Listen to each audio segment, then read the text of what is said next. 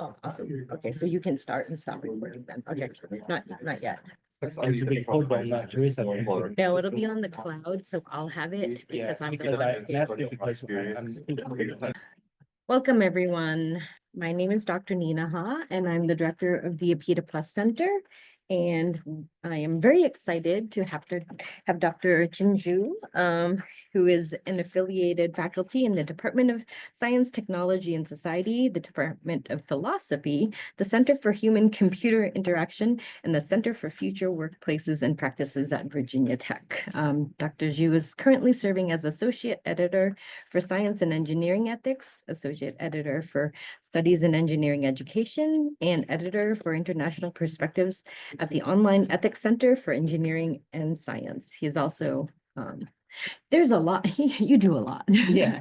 But what's really, really wonderful it was that Dr. Zhu served as our faculty fellow last year, and I am really excited that he is back. And he, just to give you a context for the Learning Lunch series, so learning lunches are sort of in an informal way for students to get to know the APIDA faculty on this campus because there are so many. And it's an informal way. It's also a way to practice networking and just learning what faculty do on this campus. So I'm really excited to have you here.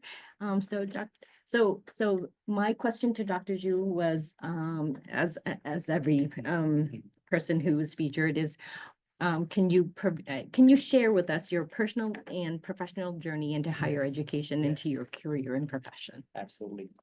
Thank you so much, Dr. Ha, Teresa, and everyone here. And it has always been a good experience. Every time I feel that the APIDA Center is my home on campus. Talking to so many talking to so many students passionate about their work and good food every time and such a lovely environment here. Again, very glad to. I really appreciate invitation. So my background. Okay, so when I was a small child, I always wanted to become a teacher. Many different reasons I want to become a teacher. First, the reason is looks like in the Confucian culture, nobody's more important than the teacher. We always have something to learn from other people, but the teacher is the one that has the most wisdom and also get most respect.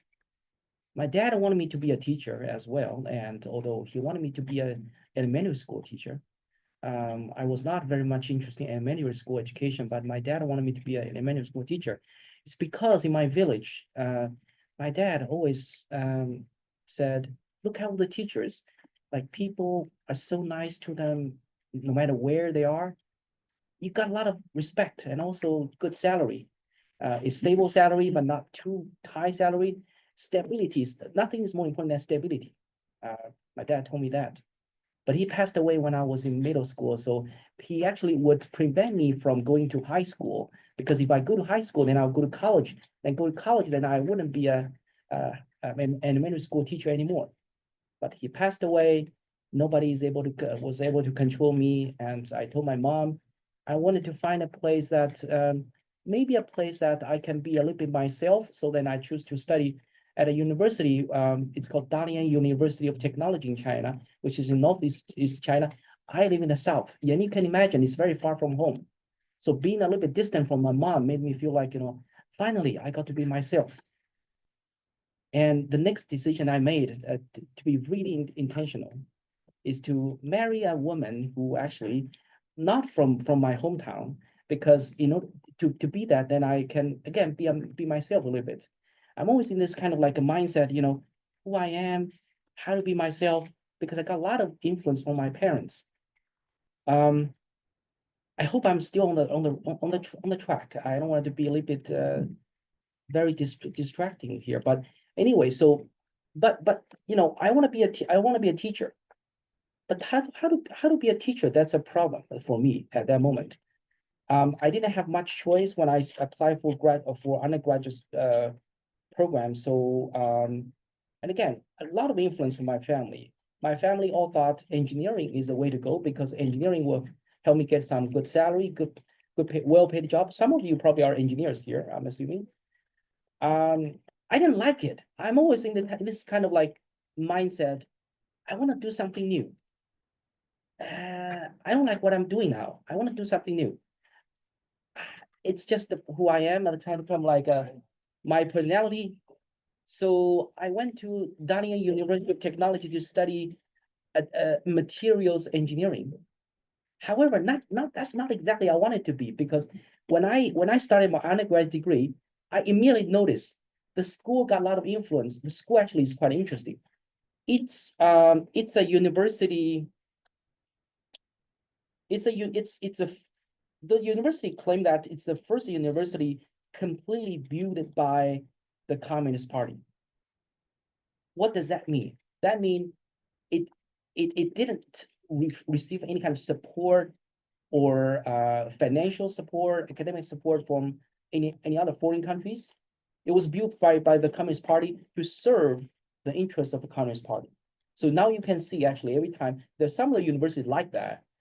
I think that the Communist Party built around like 10 top engineering schools in the country. Every university, when you enter the main gate, you will see a big statue of Chairman Mao. So I went there, but the university somehow, ironically, also historically got influence from two different places. One place was from the Soviet Union.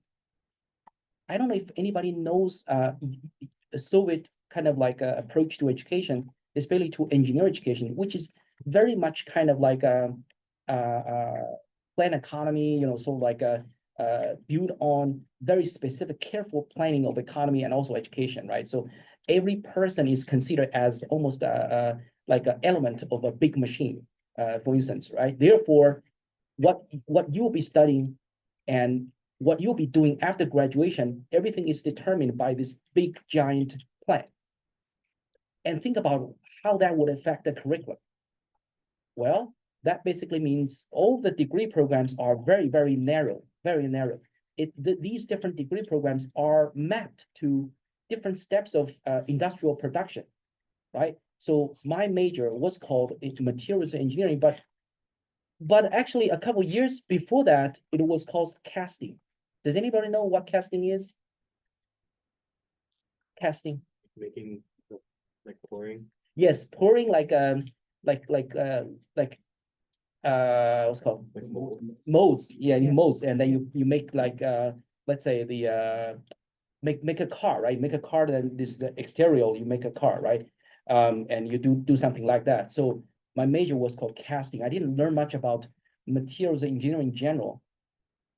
Okay, the second influence because I started my degree in 2001. So think about that in the US, in the global history of higher education, right? At that moment, there was a concept in the US that was popular in the world. It's called research university. Does everybody know what that means? What a research university is? You probably now know. I mean, Virginia Tech is the research university. Anything that you see now, it's happening popular at Virginia Tech, that's relevant to research. A really important aspect of being a research university is that research, arguably, like it or not, is the most important part. In other words, teaching is less important. And all the professors at my university at that moment were drawn to pursue research funding, and therefore they spend very little time in the classroom. So think about that. Me, 18, 19 years old, didn't know what to do, didn't know, was intentionally trying to live in a place as far as possible from hometown, and frustrated with the two different influences. And the professors didn't do anything good thing in the classroom, right? Think about it. The curriculum is so narrow, right? You're gonna only learn this very narrow topic. And also the professors didn't invest in teaching because teaching was not evaluated quite well as compared to research, right? I hated engineering. I hate it, right? If you were me, you probably would also hate engineering, right? professors, they were just like reading slides in the classroom, right? And some people still do it, but I don't think that's a good practice. But anyway, so then I skip classes. I found I was telling myself, I'm gonna do anything but engineering after I graduate. I looked at the catalog. The only graduate program I could find is called philosophy. However, if you look at the name, it still has philosophy of science and technology in it. So I did my graduate degree in philosophy of science and technology after 4 years. And again, I was confused again, like what exactly I'm learning. The philosophy of science and technology program this moment, again, was kind of very interesting topic, but it didn't really talk very much about what philosophy is, because if you look at, it also has a lot of like influence from the Soviet tradition again.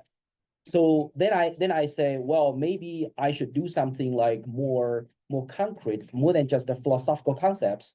Then I came to the US and basically I did my what it was 2008 I came to the US when I think Obama and someone else from the Republican Party, McCain was they were running against him for the president. That moment really attracted me.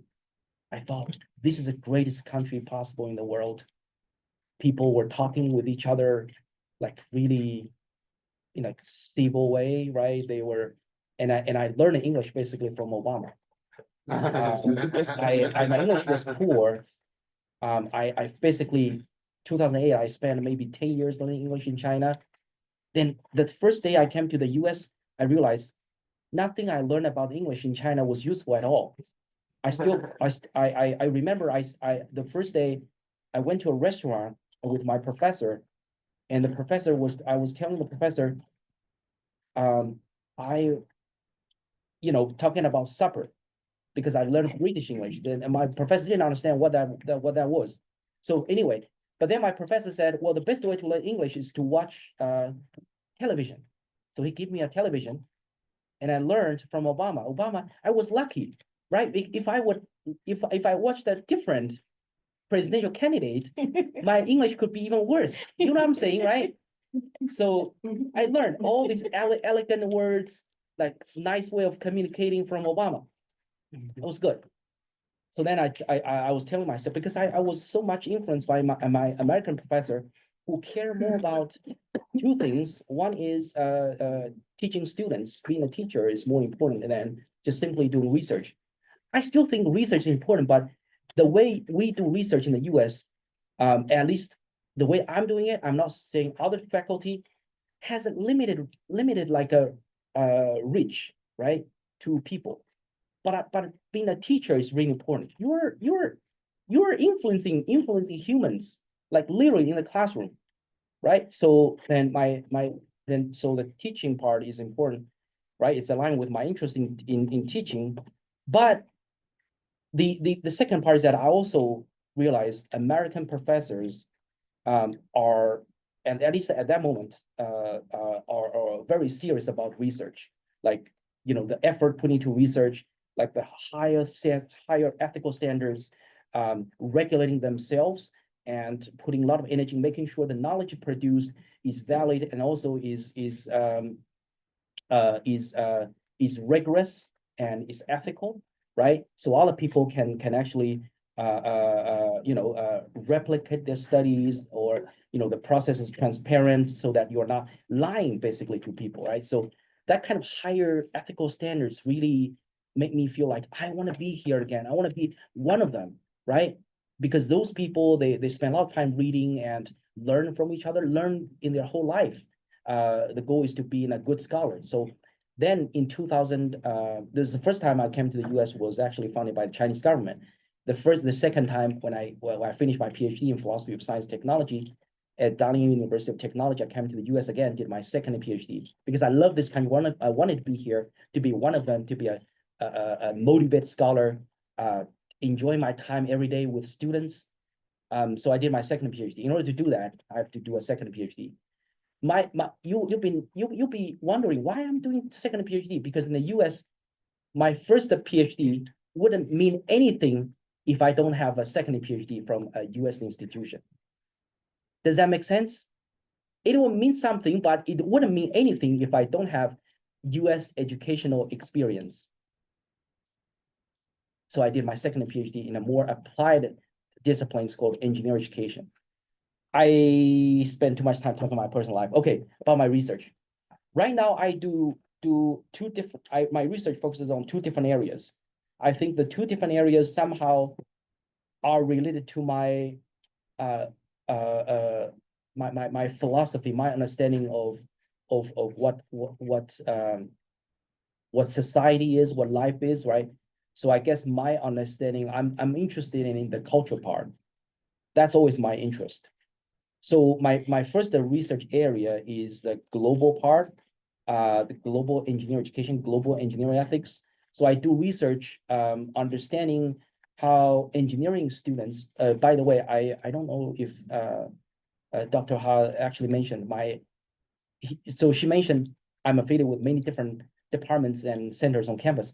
By my major affiliation is the Department of Engineering Education in the College of Engineering.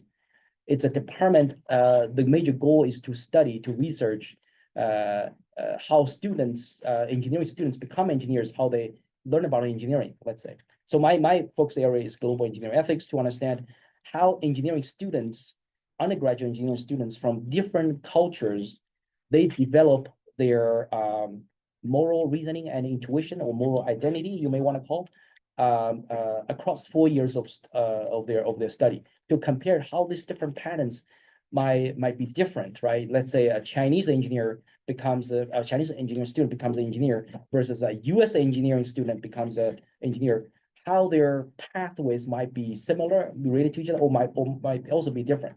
So that's my first way of study. My second area of study is ethics of AI and human robot interaction. Again, I take a more culture perspective, looking at non-Western cultures. I specifically focus on the Confucian ethics, Confucian culture, how we can learn from Confucian ethics, translating Confucian classics into social scientific theories to inform the design of AI systems and social robots. My particular research area is to understand how should we design social robots, especially their whether they can serve as moral advisors to give moral advice to humans while working with humans, let's say, because humans sometimes can ask wrong questions and can ask robots to do morally inappropriate or morally wrong things, or ask morally questionable requests, for instance, right? So what should robots do? What should robots respond, right? Because research has shown that if robots choose to not either respond to their requests or say asking clarification questions. Let me give one example. Let's say I'm working with a robot, I ask a robot to run over someone, right? So that's kind of like a morally questionable request. But what should the robot do? The robot could say, I mean, most of the robots are designed today is that, what do you mean by this, right? Or if I say, I want you to run over John, the robot might say, which John do you want me to run over, right? That's problematic, because studies have shown if the robot doesn't really question the moral quality of these different requests, the more you work with these robots, the more the kind of like a moral norms with the human community would be weakened. So what I'm doing is that we're trying to see what kind of like a moral advice, based on what theory should we design, in particular, how Confucian ethics in this sense can help us design the way we ask, the social robots can ask questions. So this is my second area of research. And then I also more recently I do more work on how to teach AI ethics in engineering programs. There are a lot of people because AI is like a big area topic, and everybody's excited about it. Everybody says we should teach AI ethics, but there's missing point is that how do we carefully and we think about the way we teach AI ethics? What are some of the theories about teaching AI ethics? There's not much about systematic thinking about how to teach AI ethics. So part of what I'm doing is to think critically, carefully, the theories underlying teaching AI ethics, the factors that would affect the way you teach AI ethics. I think, yeah, that's it. So I came to Virginia Tech 2 years ago. And before that, I worked at a smaller university. It's called Colorado School of Mines. It's only 3,000 students, maybe, I don't know, maybe, I would say maybe less than half of the College of Engineering, maybe 1/3 of the College of Engineering, I would say, in terms of the size here. I realize we have more people and more exciting fields, and the university in general is very supportive of interdisciplinary research collaboration and has a very nice environment that fosters collaboration across disciplines, not only within engineering. When I was at Colorado School of Mines, people was talking with people about interdisciplinary research, and they said, yeah, I did some interdisciplinary research. I collaborate, so that person is a civil engineer. I said, I collaborate with a geophysicist. That's not interdisciplinary research. That's, but anyway, here, I think people are more serious about how do we integrate perspectives from different areas like humanities, arts, social sciences, engineering, applied science, computer science, and to generate research that would have more impactful influence, I guess. But still, I think we have long way to go. How to translate research into practice, how to make research itself more impactful. I guess I don't want it to dominate the conversation. I would love to take some questions from you all. This is just a very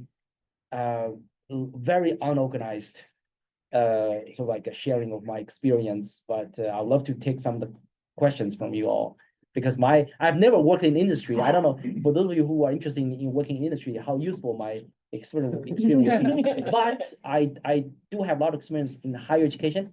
I can help you understand some of the questions that are happening in higher education, maybe things you don't quite understand why this is happening at school, or what part of experience might be useful, those kind of things. But yeah, any questions so far? Ask me anything. So when you're engaging with the Confucian ethics, and the Confucian philosophy, do you go back to kind of original Chinese texts, or like, how do you determine what to use as your source? Yeah, that's a really good question.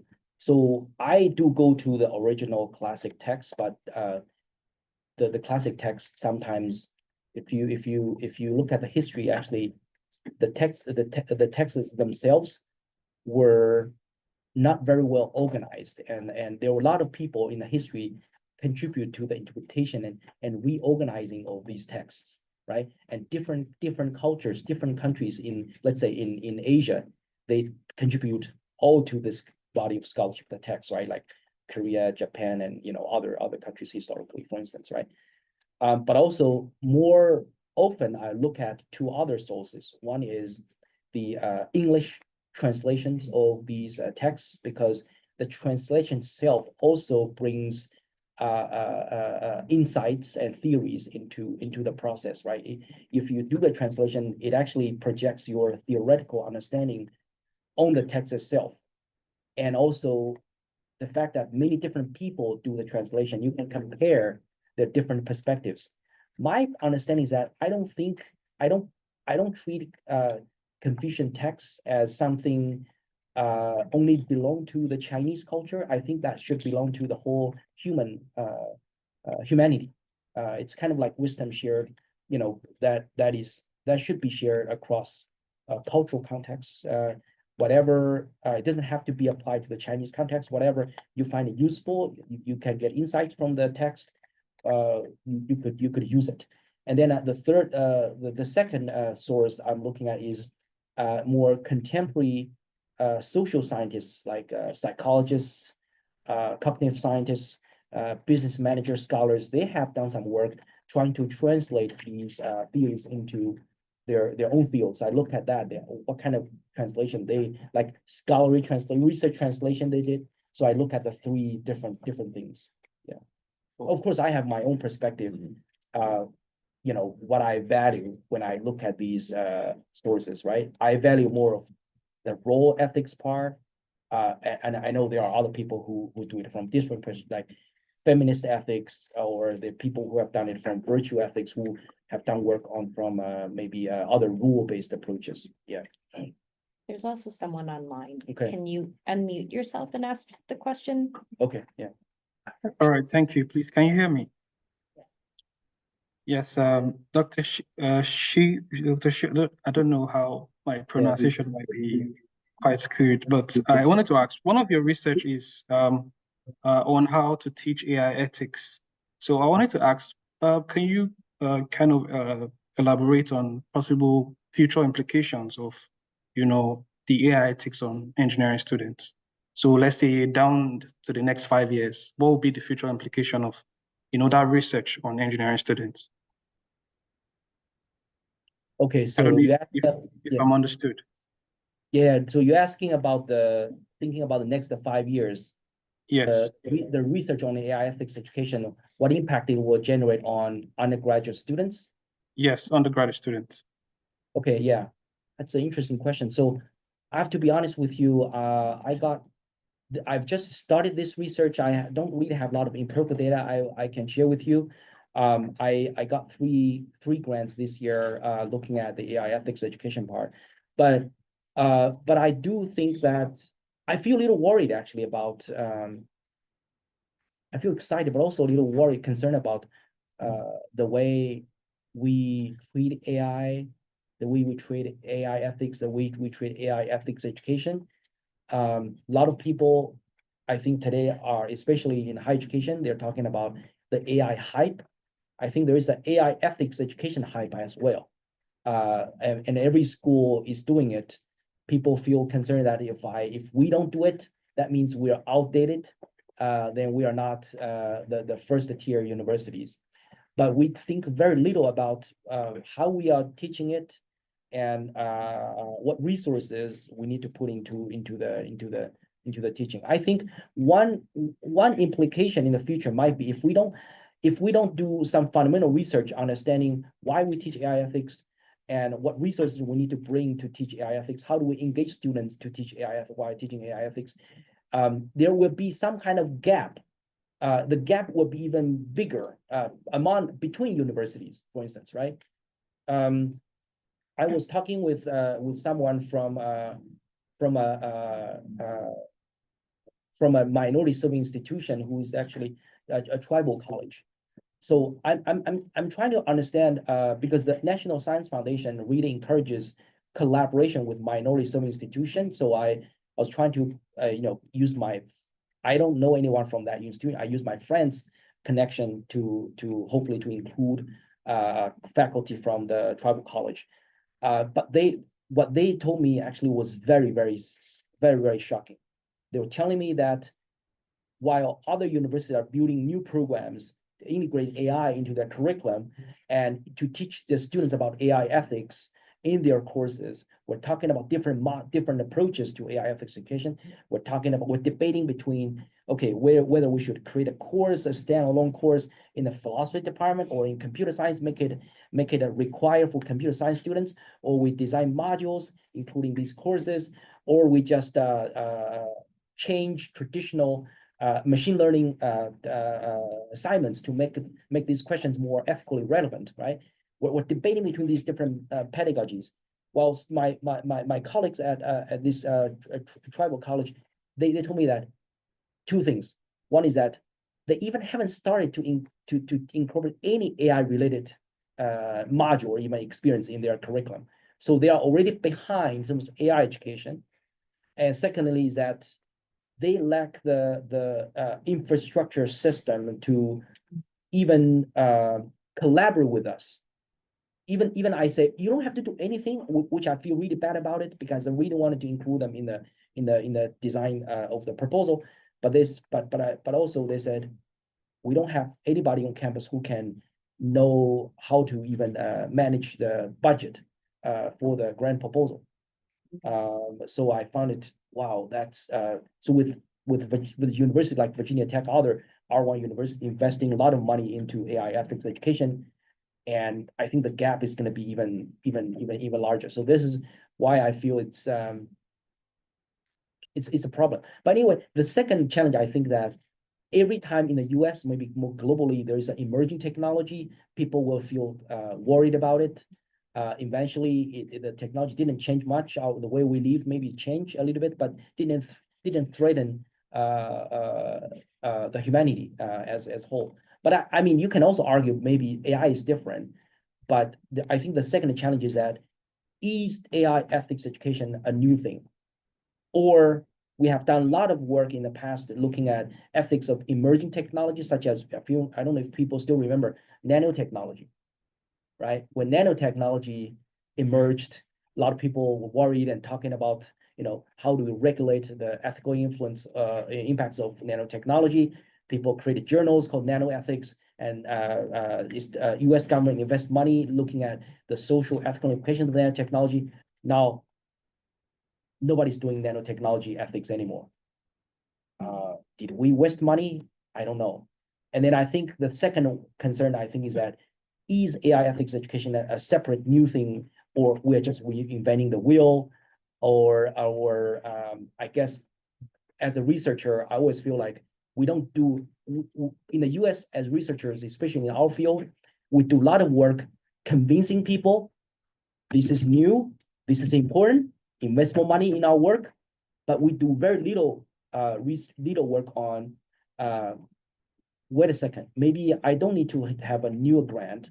Maybe I can just look at what other people have done, do some high level, like cross study, some kind of like reflection, and see really if we are doing our work we're actually wasting money and doing something either irrelevant or just reinventing the wheel.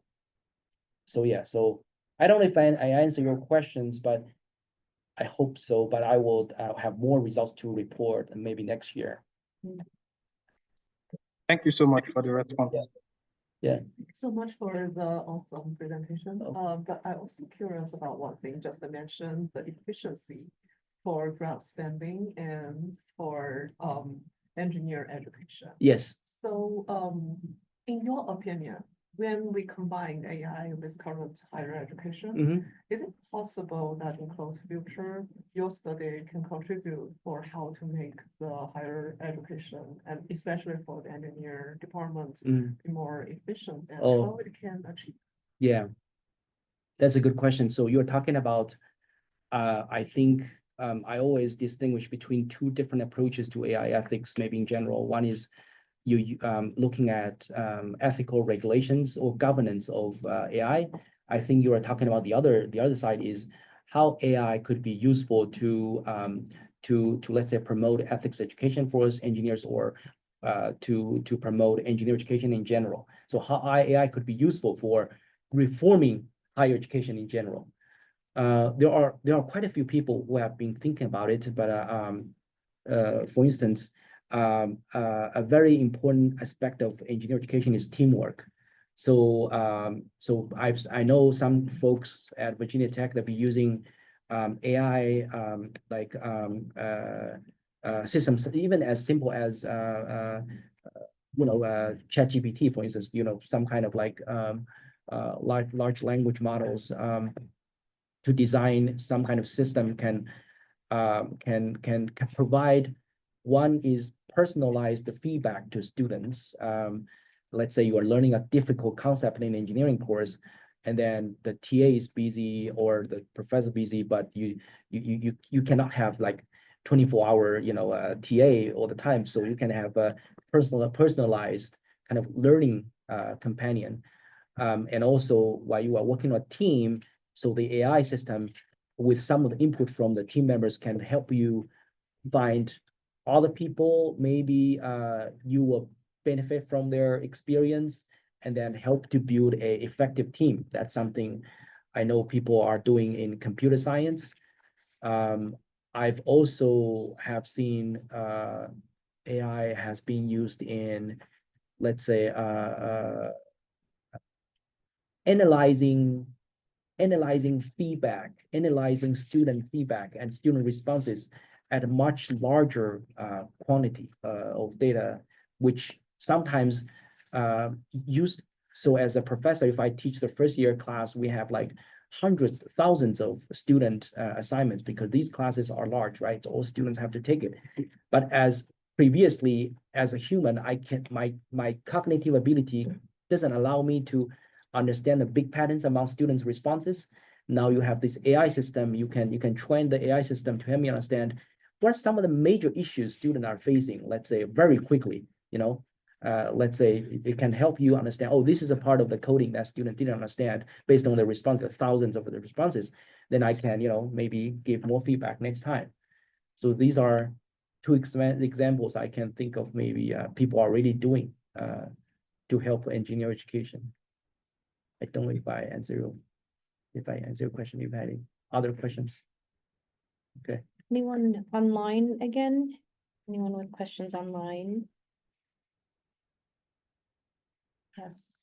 I had a question actually, because you talked about it and it made me think about my undergraduate education. Yes. So would you posit or would you make the argument that ethics should be embedded in every major? Oh, That there should be an a topic or the discussion of ethics throughout all different kind of coursework. right. So I'm gonna date myself.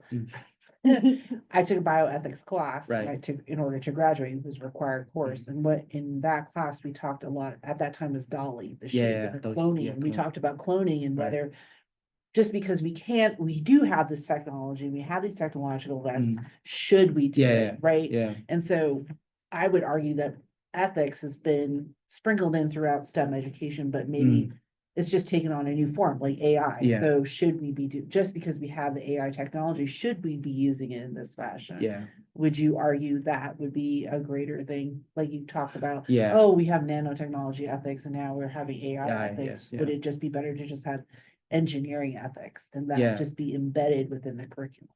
Yeah, that's a really good question. And engineering ethics has been existing for a long time. That's my major area of study. It started in the U.S. in the 1960s, 70s. And I agree that if I think all the courses, if you ask deep questions, why are we doing this? Itself, it's an ethical choice. Yeah. It's an ethical issue. I do agree that in that sense, any careful and dedicated teacher is about teaching ethics, right? I think there are some of the challenges here. One is ethics can be defined quite differently by different people, right? When you talk to someone from industry, let's say you work in a company, when the company talk about ethics, that's not about these big questions. That's about, okay, that's almost about legal responsibilities. Are you violating any code of conduct in the company, or are you involved in any kind of illegal activities, right? And because companies care more about that and more than just implications of their work on the society. When you talk about ethics, let's say in bioethics, right? They talk about these different ethical principles, right? These ethical principles are the guideline for you to make a decision as a bioethicist or biomedical engineer.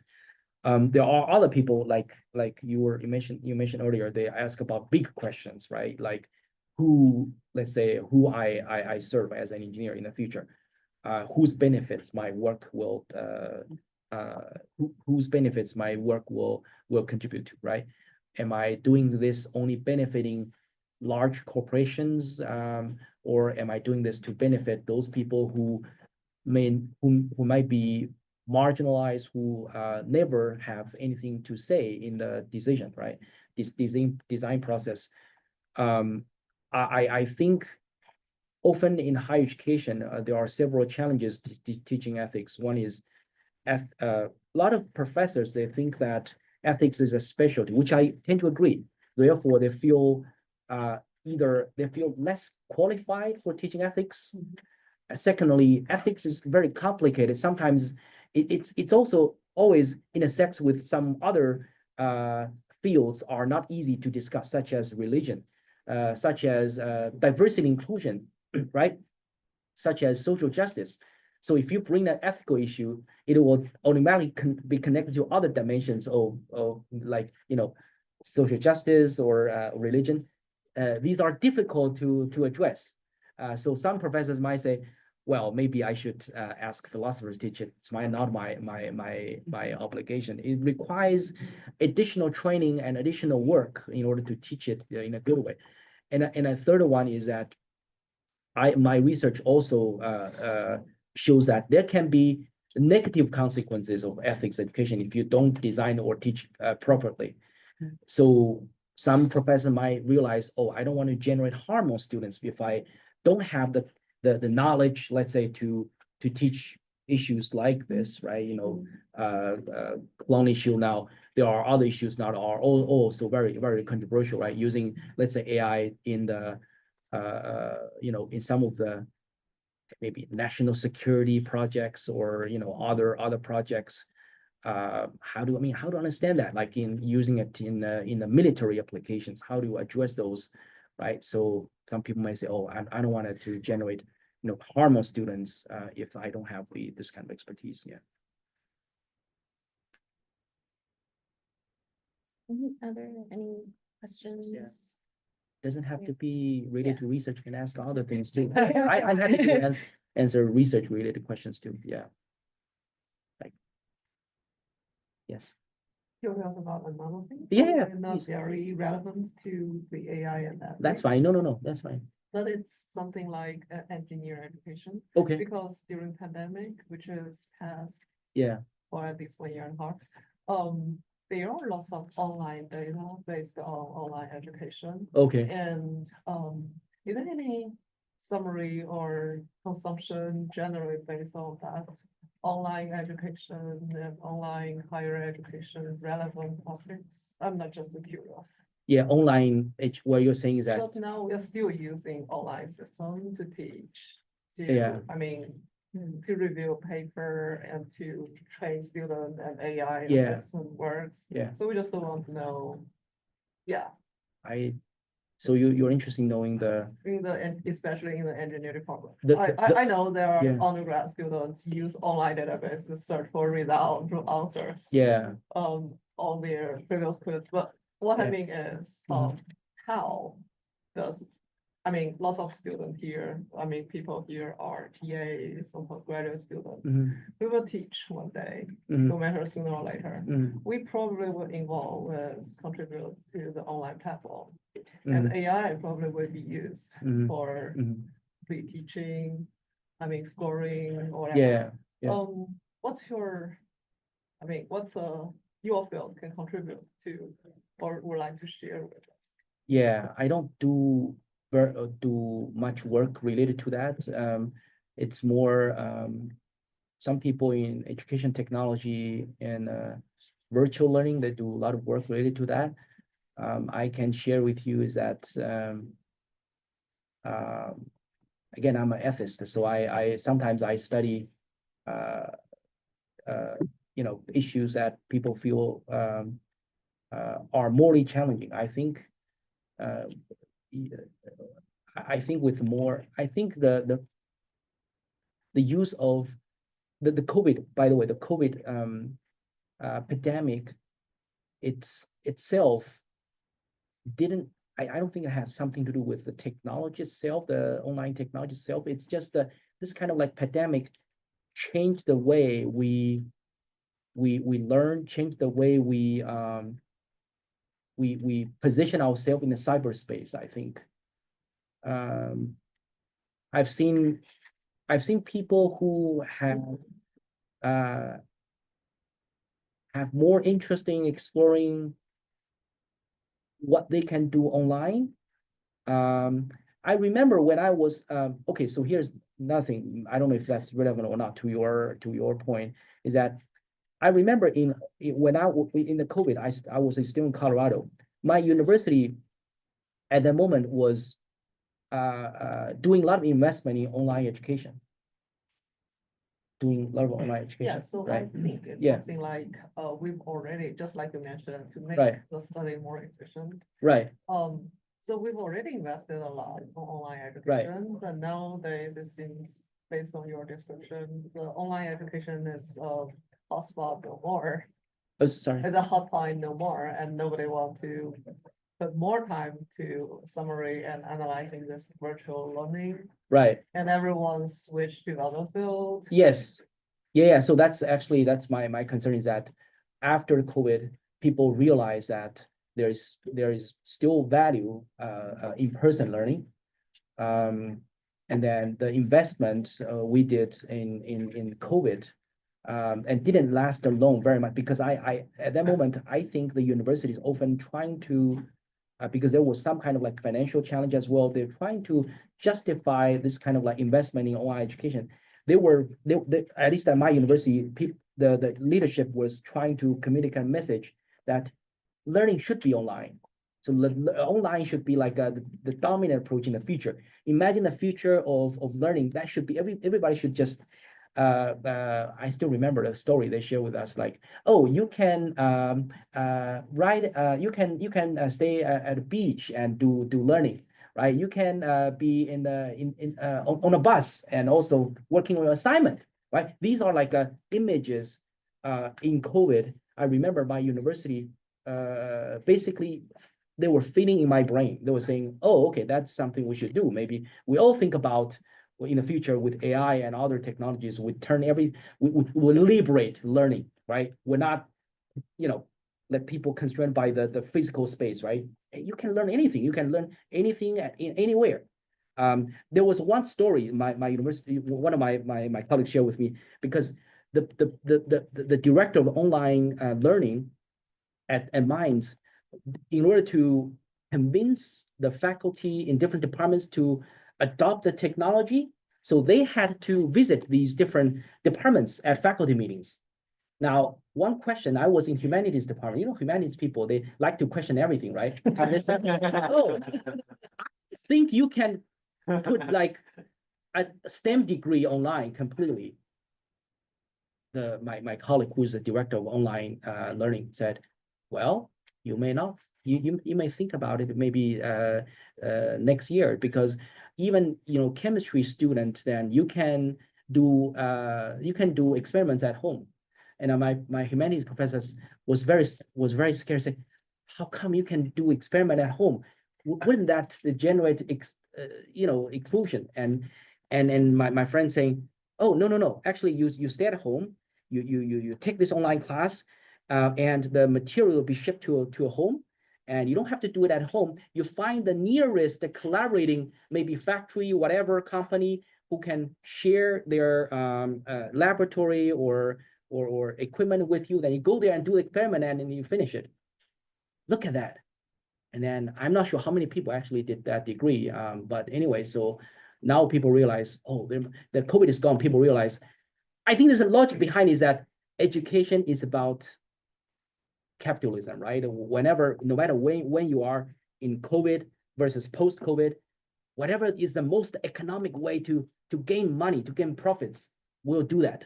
Now, people today are not talking about online learning. There's some limitation. We should all bring students to campus, right?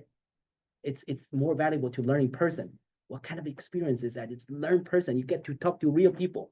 I mean, those people always talk about these things, right? Online is valuable because it will liberate you, liberate learning. But now they're talking about, learning in person is important because they get to charge, tuition, right? Nothing has changed is this kind of logic is that education is business. I think that's, yeah. Yeah, there's someone online Okay. again for one more question. Yeah. Feel free to unmute yourself. All right, thank you. So I just recently learned that your other research area is on compassionate STEM education. I wanted to learn about that and also know how compassionate STEM education can affect or influence student learning outcomes in engineering education. Okay. You probably have looked at my website. Yeah, I did list there, one of my major new projects is compassionate STEM education. So again, I haven't started yet. It's a new project, but my hope is that with I think in current engineering education or STEM education in general, we don't. I think we could do a better job in terms of treating our students as humans. I think. What I mean by treating them as humans is to understand the values our students have, the values, the assets students bring from their communities, from their families to the classroom. And we have the moral obligation to understand how the assets, the values, and experience from the families, communities could contribute to not us, but to their own goals, growing as professionals for the future. So I know that's a very broad understanding. More specifically, our goal is to understand, to do two things. One is to make sure that we, as faculty instructors, we're aware of our presence.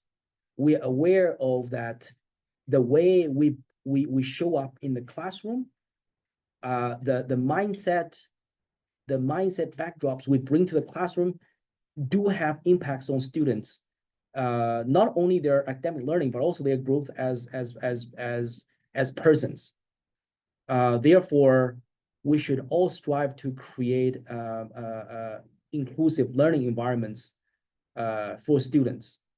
That's one major objective of my project. The second objective is more about, okay, so if we create, it's not enough that we create like a compassionate, inclusive learning environment. We understand the unique needs of different students. We all treat students differently, more than just data points in the education policy research. But the second aspect is that how can we work with students so that they can integrate compassion into their design? Because I'm mainly working with STEM programs and STEM instructors, right?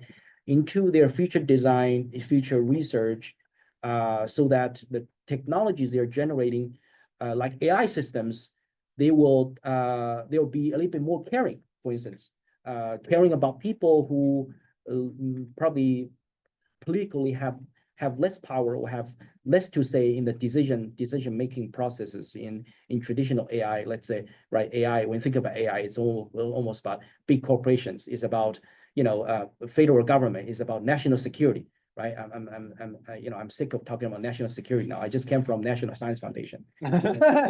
Security, right?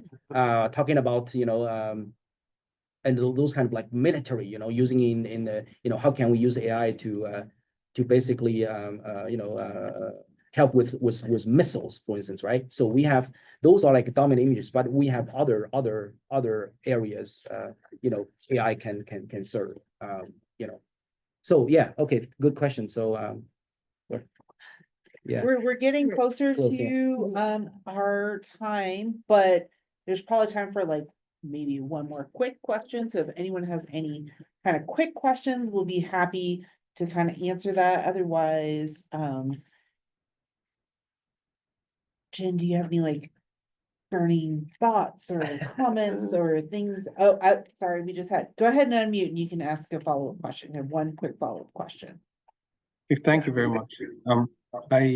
Here in Africa, especially in Nigeria, we have this perception of Asians as, very smart, very intelligent, especially going towards engineering disciplines and excelling, performing very well.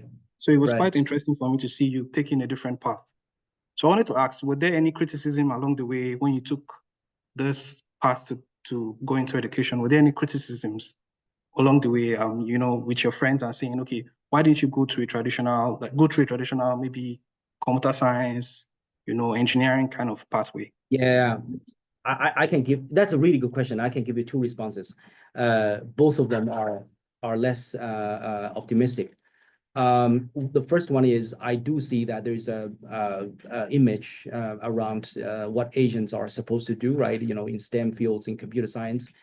I think that has in the US has generated damage to the Asian communities. You know, like my daughter, right? My daughter, who is a talented artist, I mean, her math is good, but you know, I think she should have her freedom to choose whatever she wants to do. I mean, that's part of the American value, right? But at the same time, I think when it's actually really, really terrible when you are in the engineering classroom, because you appear to be an Asian, let's say, and then people put projections on you, expect you to do good in STEM fields, or expect you to become scientist or engineer. From a critical perspective, I would say that's terrible, because think about who get to decide in this country, right? Not scientists, not engineers, right?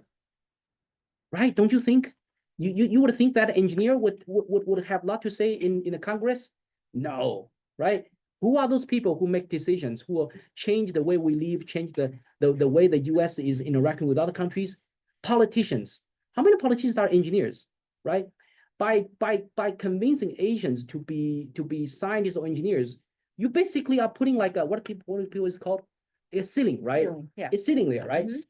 Don't go up over there. I know you guys are smart, but don't be leaders. Just be engineers and design all these technologies and benefit humanity. But don't even go to politics, because that's a really, really, really area dominated by white people, isn't it? Right. So those are the people, right? Thinking, oh, okay. So I think we should then let Asians be scientists and engineers. Therefore, if there is a ceiling there, those people cannot reach out to the power, and then therefore they cannot change the way the society, the government functions. I think that's terrible.